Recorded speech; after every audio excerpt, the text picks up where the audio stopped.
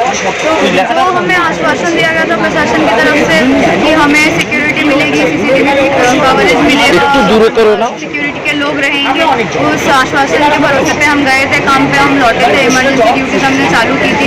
कल साबरमती में एक पेशेंट एडमिट हुई, जिनको जूनियर डॉक्टर्स ने एडमिट होने के बाद उनकी चिकित्सा की, लेकिन वो उनका देहांत हो गया। उसके बाद जो वहाँ पे 20 से 30 लोग 4 फ्लोर तक वहाँ तक आए और उन्होंने गाली गलौज चालू की। उन्होंने फीमेल डॉक्टर्स, नर्सेज, इनके ऊपर खींचातानी चालू की। ये सब घटनाओं के बाद हम बहुत ही डर में हैं कि अब हमारे साथ और भी बहुत कुछ हो सकता है।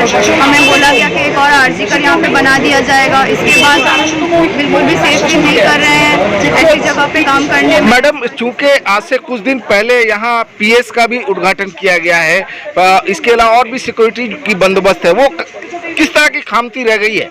एक पुलिस खाड़ी का उद्घाटन किया गया है, इधर 5 तला एक बिल्डिंग में पुलिस खाड़ी बनाया गया है, लेकिन सिर्फ बिल्डिंग से तो सिक्योरिटी नहीं होती, उसमें लोग भी रहने चाहिए। लोगों को काम, मतलब वो जब जरूरत हो तब वो काम में भी आने चाहिए।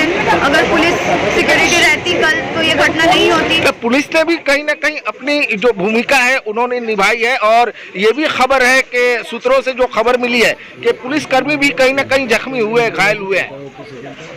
देखिए, पुलिसकर्मी जख्मी हुए हैं, घायल हुए हैं, ये मुझे इसके बारे में नहीं पता है, लेकिन हमारे जो जूनियर डॉक्टर्स और सिस्टर्स के साथ जो हुआ ये बिल्कुल भी हम नहीं मान सकते, क्योंकि जो भी हमारे ऊपर हाथ उठाया गया या फिर जो गाली गलौज हुआ वो तो पुलिस या फिर सिक्योरिटी के ऊपर ही ये दायित्व आता है। अगर कोई ड्यूटी लाइन में जाकर जख्मी होता है पुलिस, तो वो उनके लिए सम्मानजनक है, लेकिन अगर कोई डॉक्टर ड्यूटी पे जाके मार खाता है तो ये हमारे लिए असम्मान है, ये हमारे लिए कोई सम्मान नहीं है।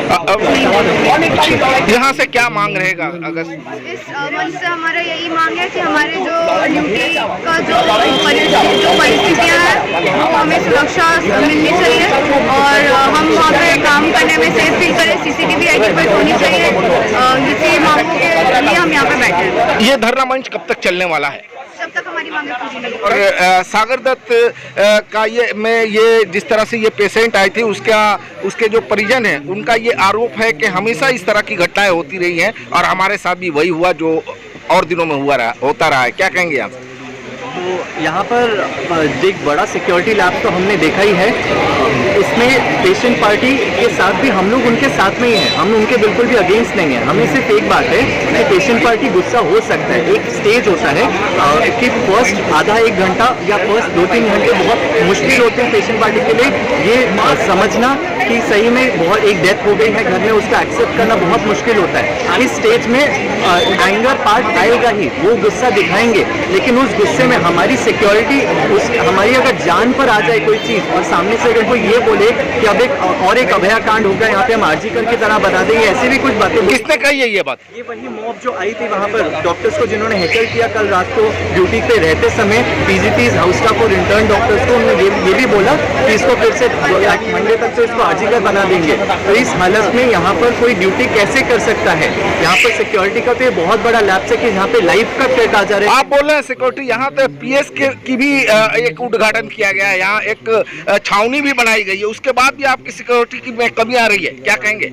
मैं आपको इतना बता दूं कि अगर कोई छावनी, कोई एक 20 तल्ला की बिल्डिंग भी आप तैयार कर देंगे और उसमें एक्चुअली उसमें कोई अगर ऐसा होता 20 तल्ला की बिल्डिंग बनने के बावजूद भी कोई भी इंसान ना रहे तो कोई भी मतलब नहीं है वो सिक्योरिटी दिखाने का। सिर्फ दिखाने के लिए दिखावा है, ये सिर्फ आश्वासन है हमारी ग्रेट एडमिनिस्ट्रेशन का जो हमारे। यहाँ से क्या मांग रहे हैं? इस मंच से क्या मांग कर रहे हैं आप? प्लेन एक चीज है, सिक्योरिटी दे दो हमें, अपनी जान